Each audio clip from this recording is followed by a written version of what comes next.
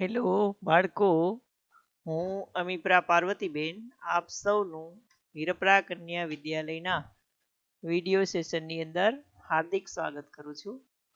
11 arts પાઠ 12મો જલાવરણ આ પાઠ આપણે જોશું.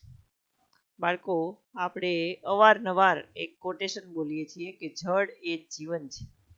આપણી આસપાસ પૃથ્વીનું જે કંઈ વાતાવરણ છે એની અંદર ભેજનું પ્રમાણ પણ ખૂબ છે અને એ ભેજ વિશે આપણે આગળના પાઠની અંદર ભણી ગયા છીએ કે કઈ રીતે વાદળ થાય છે, કઈ રીતે ઘનીભવન થાય છે, કઈ રીતે બાષ્પીભવન થાય છે, આ વાદળો છે એ કઈ રીતે પૃથ્વી પર વરસે છે અને એ વાદળોના પ્રકાર અને વાતાવરણીય ભેજ વિશે સમગ્ર ચેપ્ટરની અંદર આપણે ભણ્યા. હવે આ ચેપ્ટરની અંદર આપણે જોશું કે આ ભેજ છે પૃથ્વી પર કઈ રીતે વરસે છે, તો એ જલાવરણ છે એ કઈ રીતનું છે. આપણે જોઈએ તો પૃથ્વીના ગોળા પર નજર ફેરવીએ તો આપણને તેની સપાટી પર ભૂમિ પ્રદેશ કરતા જળરાશિનો પ્રદેશ વધુ જોવા મળે છે. ભૂગોળની અંદર તમે ભણ્યા હશો કે દક્ષિણ ધ્રુવ છે એને તો જળ ધ્રુવ કહેવામાં આવે છે, દક્ષિણ ગોળાર્ધને જળ ગોળાર્ધ કહેવામાં આવે છે, એટલા માટે કે દક્ષિણ ગોળાર્ધની અંદર જમીન છે એ ખૂબ જ ઓછી છે અને પાણી છે ખૂબ વધારે છે. પૃથ્વીના મોટા ભાગનું આવરણ જળથી ઘેરાયેલું છે, માટે પૃથ્વીને જળ ગ્રહ પણ કહેવામાં આવે છે. પૃથ્વી સપાટીના લગભગ 71% ભાગ પર જળ રાશિ આવેલી છે, યાની કે પૃથ્વીનો 29% ભાગ છે એ જ ભૂમિથી ઢંકાયેલો છે, બાકીનો મોટા ભાગનો ભાગ છે એ પાણીથી ઢંકાયેલો છે. જળ ચક્ર તમે ધોરણ 9 ની અંદર વિજ્ઞાનની અંદર જળ ચક્ર ભણી ગયા હશો અને એની અંદર તમે ભણ્યા હશો કે સમગ્ર પાણીનું ચક્ર છે એ કઈ રીતે ફેલાય છે. બાજુની આકૃતિ તમે જુઓ 12.1, એની અંદર તમે જોશો કે એક પર્વત આવેલો છે, એ પર્વતના ઊંચા શિખરો છે તો એ ઊંચા શિખરો પર બરફ છવાયેલો છે, પછી નીચે એક બાષ્પ નિષ્કાસન એવું લખેલું છે, પછી જળ સપાટી છે, પછી વૃષ્ટિ છે, પછી બાષ્પીભવન છે અને ઉપર પર્વત પર વૃષ્ટિ છે. જુઓ, અને એની નીચે આવેલું છે એ ભૂમિગત જળ છે. ભૂમિગત જળ એટલે પૃથ્વીના ભૂગર્ભની અંદર રહેલું જળ. તો આખે આખી આ આકૃતિ છે એ આપણે જળ ચક્ર લઈ અને પછીથી સમજશું. પૃથ્વી પર જળ ઘન, પ્રવાહી અને વાયુ સ્વરૂપે આવેલું છે. આ પણ આપણે આગળ ભણ્યા. ઘન એટલે બરફ રૂપે, પ્રવાહી એટલે પાણી રૂપે અને વાયુ એટલે વરાળ રૂપે.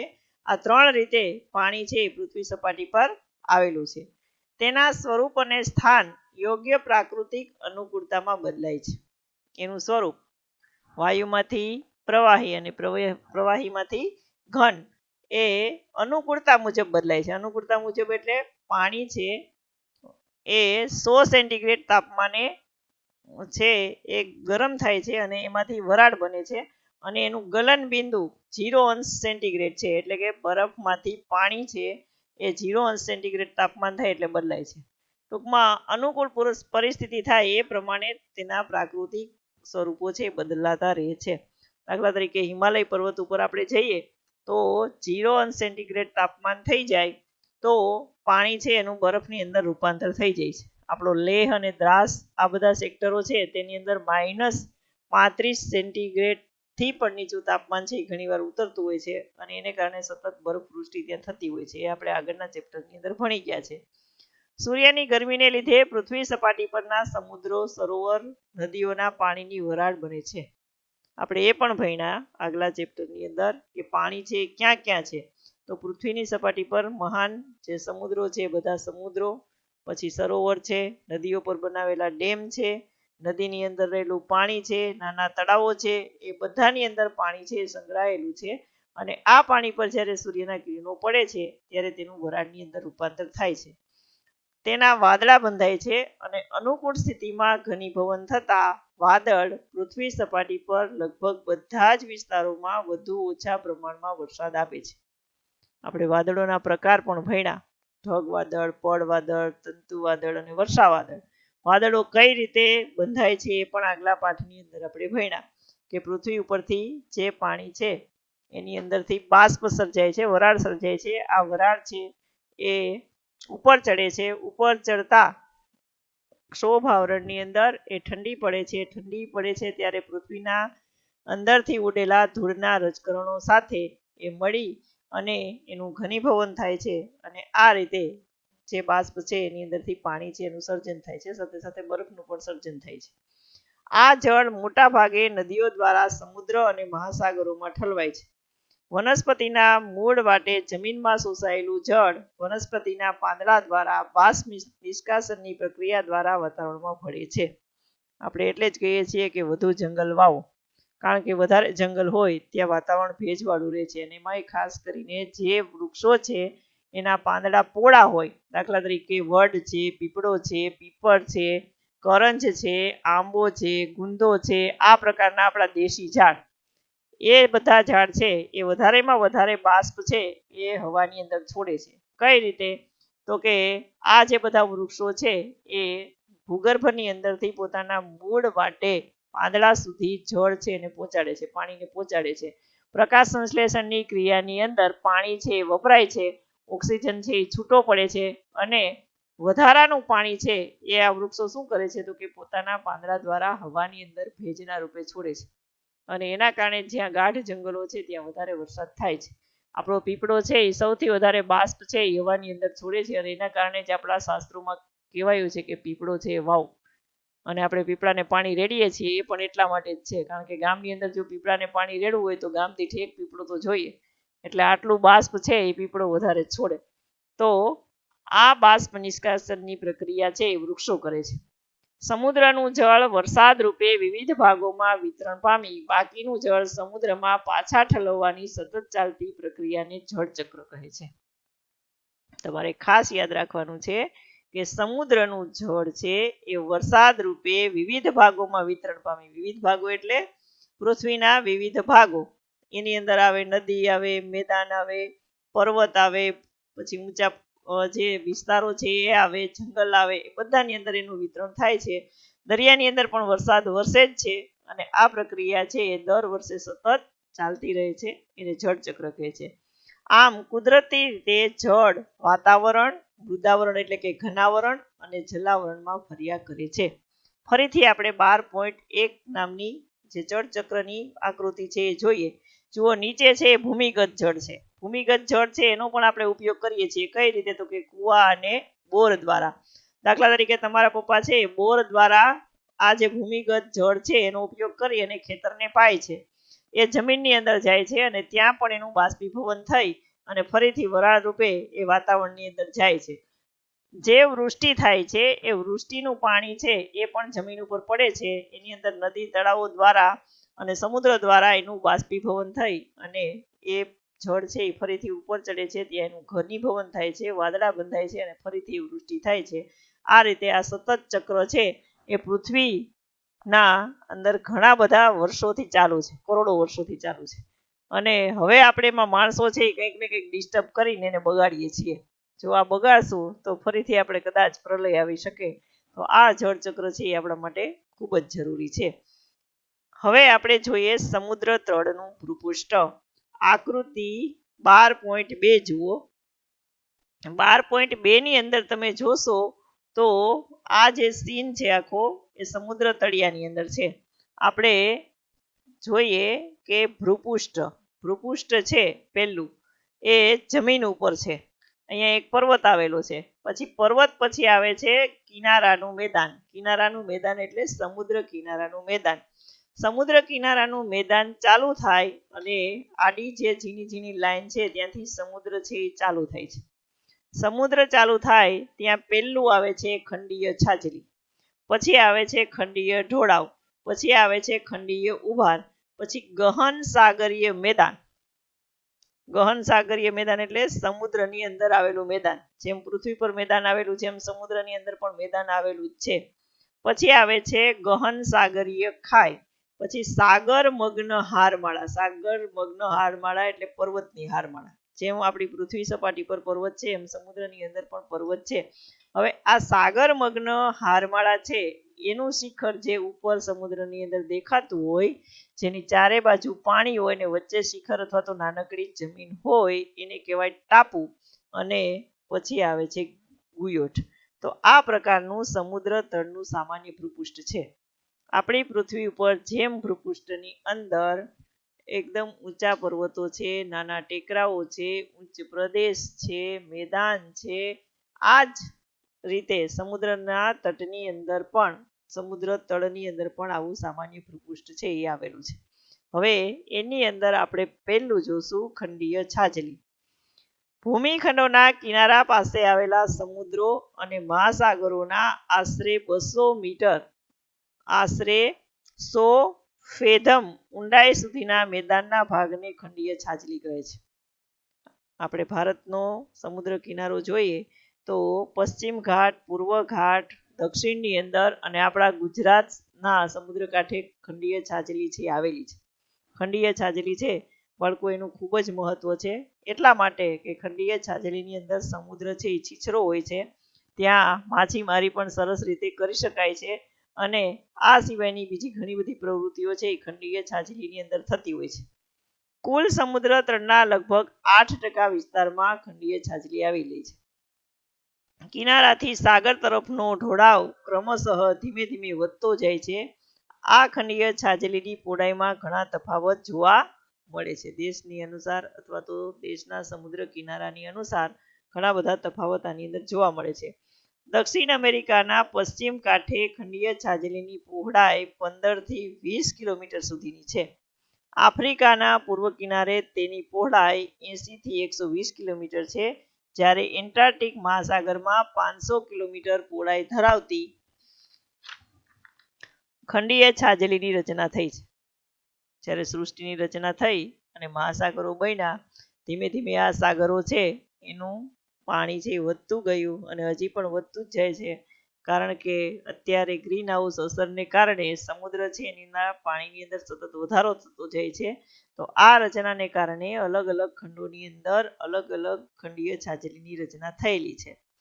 ખંડીય છાજલીની સમગ્ર સમુદ્ર તળ પર સરેરાશ પહોળાઈ 65 કિલોમીટર અને ઊંડાઈ 130 મીટર છે. ખંડીય છાજલી સમુદ્ર કિનારેથી શરૂ થઈ ખંડીય ઢોળાવ પર પૂરી થાય છે. સૂર્યપ્રકાશ છે એ ખંડીય છાજલીમાં કેટલો પડે છે તો કે 200 મીટર એટલે કે 600 ફૂટની ઊંડાઈ સુધી પહોંચતો હોવાથી ખંડીય છાજલીના વિસ્તારમાં અનેક પ્રકારની સમુદ્ર વનસ્પતિ, સમુદ્ર જીવસૃષ્ટિનો વિકાસ થયેલો છે.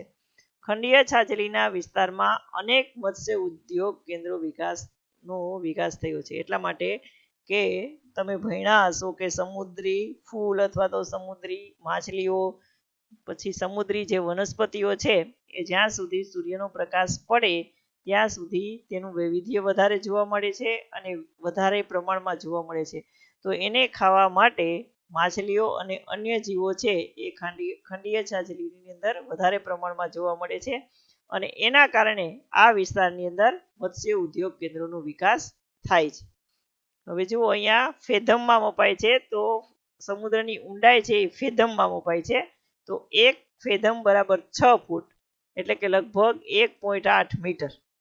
બરોબર, અહીંયા આપણી ખંડીય છાજલી પૂરી થઈ. હવે આપણે જોશું ખંડીય ઢોળાવ. ફરીથી આપણે તમારે જોવાની છે આકૃતિ 12.2. 12.2 ની અંદર તમે જોશો તો કિનારાનું મેદાન, પછી આવે છે ખંડીય છાજલી અને પછી ખંડીય ઢોળાવ. તમે ક્યારેક જો કોઈ ઊંચા પર્વત પર ચડ્યા હોવ તો એની અંદર તમે જોયું હશે કે એક છાજલી જેવું હોય છે. છાજલી જેવું એટલે કે આપણે જે ઘરની અંદર કાંધી કરીએ છીએ તો એ કાંધી જેવું હોય છે. અને એ કાંધી જ્યારે પૂરી થાય ત્યારથી એકદમ ઢોળાવ છે એ શરૂ થતો હોય છે. તો કંઈક આ જ પ્રકારનું છે. ઊંડા સાગરની અંદર જવા માટે ખંડીય ઢોળાવ છે એ ખંડીય છાજલી પછી શરૂ થાય છે.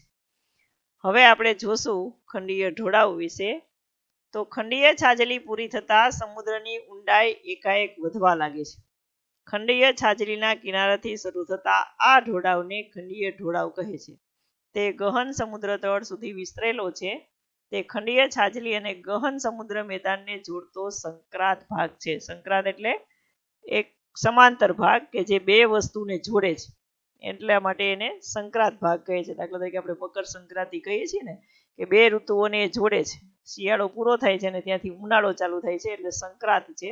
તો આ ઢાળ છે એ પણ સંક્રાંત છે. ભૂસ્તર વિજ્ઞાનીઓના મતે ખંડીય ઢોળાવની રચના સ્તરભંગ કે ગેડીકરણની પ્રક્રિયાને લીધે થાય છે. ગેડીકરણ બાળકો તમે સમક્ષ નથી એટલે તમને નહીં સમજાવી શકું, પણ થોડુંક એટલા માટે સમજાવું છું કે ધારો કે તમે એક કાગળ લ્યો અને આ કાગળને બંને બાજુથી જો તમે કોઈ દબાણ આપો તો એ કાગળ છે એ ઘડી ઘડી થઈ જાય છે. તો આપણા પૃથ્વીની જ્યારે સ્તર રચના થઈ અથવા તો ભૂપૃષ્ઠની રચના થઈ ત્યારે શું થયું હતું કે 8 પ્લેટો હતી. આ પ્લેટો છે એ એકબીજાને ટકરાય છે અથવા તો દબાવ આપે છે અને એના કારણે આપણી જમીન છે એ ઉપસી જાય છે, ગળી વળે છે. તો આ ગળીના કારણે આ જે ખંડીય ઢોળાવ છે એની રચના થઈ એવું આપણા ભૂસ્તર શાસ્ત્રીઓનું માનવું છે. અથવા તો સ્તરભંગ. સ્તરભંગ તો કઈ રીતનું, તો કે અગ્નિકૃત ખડકો હોય અથવા તો વિકૃત અથવા જળકૃત ખડકો હોય તો આ ખડકો છે એના સ્તરનું ભંગાણ થાય અને આ ખડકોમાંથી રેતી બની અને સમુદ્રની અંદર ભળી જાય ત્યારે સ્તરભંગની પ્રક્રિયા છે એ થાય છે અને ખંડીય ઢોળાવ છે એ રચાય છે. હવે આપણે જોઈએ ત્રીજું, ગહન સમુદ્રના મેદાનો. જેમ આપણી પૃથ્વી ઉપર ગંગા અને યમુનાનું મેદાન છે, આપણી નર્મદાનું મેદાન છે, એ રીતે સમુદ્રની અંદર પણ ખૂબ જ મોટા મેદાનો છે એ આવેલા છે. ખંડીય ઢળાવ પૂરો થતા સમુદ્ર તળનો ઊંડો વિશાળ સપાટ ભાગ આવે છે. અહીં સાગર તળનું ભૂપૃષ્ઠ વધુ નિયમિત બને છે. આ વિશાળ મેદાનો સમુદ્ર સપાટીથી ઘણી ઊંડાઈએ રચાયા છે, તેથી તેને ગહન સમુદ્રના મેદાનો કહે છે. સમુદ્ર તળના 76% વિસ્તારમાં આ મેદાનો આવેલા છે. મહાસાગરો છે ને, હિન્દ મહાસાગર, એન્ટાર્કટિકા મહાસાગર, પેસિફિક મહાસાગર, તો આ બધા મહાસાગરો છે એના ખૂબ ઊંડા વિસ્તારોની અંદર આ મેદાનો છે એ આવેલા છે. આ મેદાનોનો સરેરાશ ઢાળ 1 અંશ અને સરેરાશ ઊંડાઈ 6000 મીટર છે. 6000 મીટર એટલે 6 કિલોમીટર જેવું થાય, કારણ કે 1000 મીટરે 1 કિલોમીટર થાય. તો આપણો જે એવરેસ્ટ શિખર છે જેટલું ઊંચું છે એનાથી થોડુંક ઓછું આટલું નીચું આ મેદાનો છે આવેલા છે સમુદ્રની અંદર. આ મેદાનોનું સ્થાન સમુદ્ર કિનારાથી ઘણે દૂર અને ઘણી ઊંડાઈએ આવેલું છે. પેસિફિક મહાસાગરમાં મેદાની વિસ્તાર સૌથી વધારે છે. એટલાન્ટિક મહાસાગરમાં ખંડીય છાજલીઓનું પ્રમાણ વધુ હોવાથી ત્યાં મેદાની વિસ્તાર પ્રમાણમાં ઓછો છે. ગહન સમુદ્રી મેદાન કાંઠાથી ઘણા કિલોમીટર દૂર આવેલા હોવાથી નદીઓએ સમુદ્રમાં ઠાલવેલા નિક્ષેપ આ મેદાન સુધી પહોંચતા નથી. નિક્ષેપ એટલે તમને ખબર હશે કે નદી છે એ જ્યારે પર્વત પરથી મેદાનમાં આવે છે અને મેદાન પરથી જ્યારે એ સમુદ્રની અંદર ભળે છે ત્યારે પોતાની સાથે કાંપ, માટી, કાંકરા, એકદમ જંગલની કોઈ વસ્તુઓ કે આવું બધું પોતાની સાથે ઢસડીને આવે છે. એનો થોડો થોડો નિક્ષેપ છે એ મેદાનમાં એ પાથરે છે અને બાકીનું એ સમુદ્રની અંદર ઠાલવે છે. પરંતુ જ્યારે એ સમુદ્રની અંદર ઠાલવે છે ત્યારે આ નિક્ષેપ છે એ ખંડીય છાજલી પર વિખરાય છે, સમુદ્ર મેદાન સુધી પહોંચતું નથી. એટલા માટે પહોંચતું નથી કે સમુદ્ર મેદાનો છે એ નદીના નિક્ષેપથી ઘણા બધા દૂર છે, એટલે ત્યાં સુધી આ નિક્ષેપ છે એ પહોંચી શકતું નથી. આને કારણે મેદાનોની સપાટી ઉપરના નિક્ષેપ મુખ્યત્વે સમુદ્રમાં વસતા પ્રાણી અને વનસ્પતિઓના અવશેષો હોય છે, તેમજ સમુદ્ર તળિયે આવેલા જ્વાળામુખીના પદાર્થોના હોય છે. કારણ કે જેમ પૃથ્વી પર જ્વાળામુખી પર્વતો છે એમ સમુદ્રની અંદર પણ જ્વાળામુખી પર્વતો છે અને ફાટે પણ છે, અને એના કારણે સુનામી આવે છે, ધરતીકંપ અને જ્વાળામુખી પ્રસ્ફોટનને કારણે. અને જ્વાળામુખી પર્વત જ્યારે ફાટે ત્યારે રાખ છે, લાવા છે, આ બધું જે પથરાય છે એ સમુદ્રના તળિયે પથરાય છે અને એના કારણે આ મેદાનો છે એ એના નિક્ષેપના બનેલા હોય છે. હવે બાળકો બીજું એ પણ એક તમને કહી દઉં કે જ્યારે નદી છે એ સમુદ્રને મળે છે તો ત્યાં જીવસૃષ્ટિ છે એની અંદર ઘણું બધું વૈવિધ્ય જોવા મળે છે. કારણ કે સમુદ્ર જીવસૃષ્ટિ છે એ નદી જે કંઈ વસ્તુઓ લઈ આવે છે એને ખાવા માટે ત્યાં આવે છે અને એના કારણે પણ ત્યાં માછીમારીનો ઉદ્યોગ છે એ ખૂબ સારા પ્રમાણમાં વિકસે છે. દાખલા તરીકે નાઇલ છે, એમેઝોન છે, આપણી ગંગા છે, યમુના છે, નીચેની 3 નદીઓ કાવેરી, કૃષ્ણા, ગોદાવરી, આ બધી નદીઓના નિક્ષેપણ વિસ્તારની અંદર સમુદ્ર જળ છે એની અંદર પ્રાણીઓ અને જે કાંઈ માછલીઓ છે અથવા તો સમુદ્ર જીવ સૃષ્ટિ છે એમાં ખૂબ જ વિવિધતા જોવા મળે છે. હવે આપણે જોવાનું છે ચોથું, ગહન સમુદ્રી ખાઈઓ. સમુદ્રી ખાઈઓ સમુદ્ર તળના સૌથી ઊંડા ભાગો છે. તેઓ કમાન આકાર અને સાંકડા હોય છે. તેની બાજુના ઢોળાવ સીધા દિવાલ જેવા હોય છે. ગહન સમુદ્રના મેદાનો કેટલાક ભાગમાં એકાએક તીવ્ર ઢોળાવવાળા બનતા ત્યાં સાંકડી, ઊંડી અને લાંબી ખીણોની રચના થયેલી જોવા મળે છે. જેમ આપણી પર્વતમાળાની અંદર ફાટ ખીણો અને ખીણો હોય છે એ રીતે સમુદ્રની અંદર પણ આવી લાંબી ખીણો જોવા મળે છે. પશ્ચિમ પેસિફિક મહાસાગરમાં ફિલિપીન્સ દ્વીપ સમૂહ નજીક મારિયાના ટ્રેન્ચ ગહન સાગરીય ખાઈ આવેલી છે. તેની સૌથી ઊંડી વધુ ઊંડાઈ 11,000 મીટર કરતાં પણ વધુ છે, યાની કે 11 કિલોમીટર. આટલી ઊંડી ખાઈ છે. એ ફિલિપાઇન્સના દ્વીપ સમૂહ છે, ફિલિપાઇન્સ ટાપુઓ છે. ફિલિપાઇન્સ નામનો દેશ છે, ઇન્ડોનેશિયા, જાવા, સુમાત્રાની બાજુમાં સાવ નાના નાના ટાપુનો બનેલો એ દેશ છે. તો ત્યાં આ મારિયાના ટ્રેન્ચ નામની ગહન સાગર ખાઈ આવેલી છે અને ત્યાં સમુદ્રની અંદર જ્વાળામુખી પર્વતો પણ છે બાળકો, અને વારે વારે ફાટે પણ છે. બરોબર, અહીંયા આપણે આપણો આ પાઠ છે એ પૂરો કરીએ. આગળનું સેશન છે એ હવે પછી લઈશું.